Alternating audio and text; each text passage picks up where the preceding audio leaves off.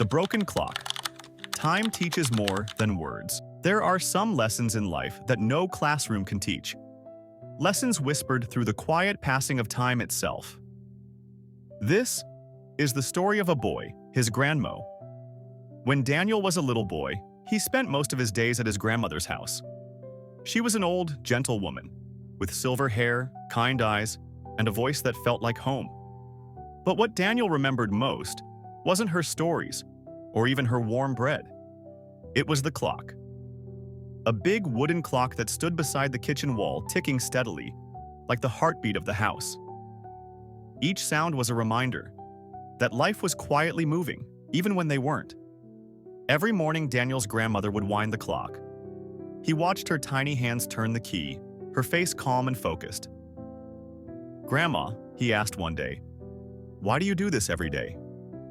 She smiled, her eyes glowing like morning light. "Because, my dear," she said, "time is like a garden. If you don't take care of it, it stops growing." Daniel nodded, pretending to understand. But in his young mind, it was just a clock. To her, it was life itself. As Daniel grew older, the visits became rare. He got busy with school, friends, and endless distractions. The sound of the clock faded from his memory, and so did the voice that once told him to listen. He'd call sometimes, promising to visit soon. But soon never came. Then, one evening, Daniel's mother called. Her voice trembled. "Your grandmother's not well," she said. "You should come." The next morning, he arrived at the old house. Everything looked the same. The curtains, the teacups, the books. But something was different. The clock stood still. Its hands were frozen at 3:47, the time his grandmother had taken her final breath. Daniel sank into the chair beside it, tears filling his eyes. "I'm sorry, Grandma," he whispered. "I thought I had more time." Then he noticed a small folded note beside the clock. It was her handwriting. He opened it carefully. "My dear Daniel, one day this clock will stop. And so will I. But don't be sad. Time doesn't end when people leave. It only changes shape. Use it well. Love deeply, forgive quickly, be present. And remember, time teaches more than words ever can." Daniel sat there for hours, the letter trembling in his hands, his heart heavy with both sorrow and awakening. He realized the lesson was never about the clock. It was about how we choose to spend the hours we're given.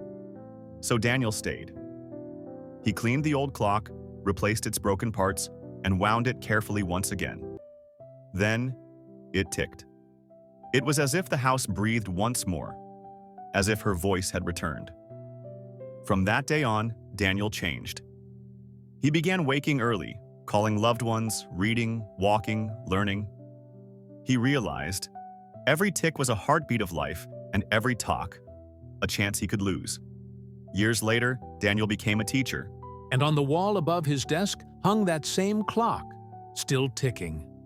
When students asked about it, he would smile and say, "This clock once stopped, and that's how I learned. Time doesn't wait for anyone." He didn't just teach English, he taught life in English. He'd tell his students, "Don't waste time on anger. It has no translation in peace." Every minute spent in kindness makes the world easier to understand. Patience isn't just a word, it's a practice. Let's learn a few English phrases from Daniel's story. Number 1, time flies. Time passes very quickly. Number 2, make every second count. Use your time wisely. Number 3, lost time is never found again. Once time passes, it never returns. These phrases remind us, time is not just grammar. It's life itself. The broken clock never truly broke. It only paused long enough for Daniel to wake up. And maybe that's what time does for all of us. It stops to remind us to start again. It slows to show us what matters most. And sometimes it breaks so that we can be fixed. So if you're listening to this right now, maybe time is whispering to you too. Call someone, forgive someone, or simply sit in silence and listen to your own.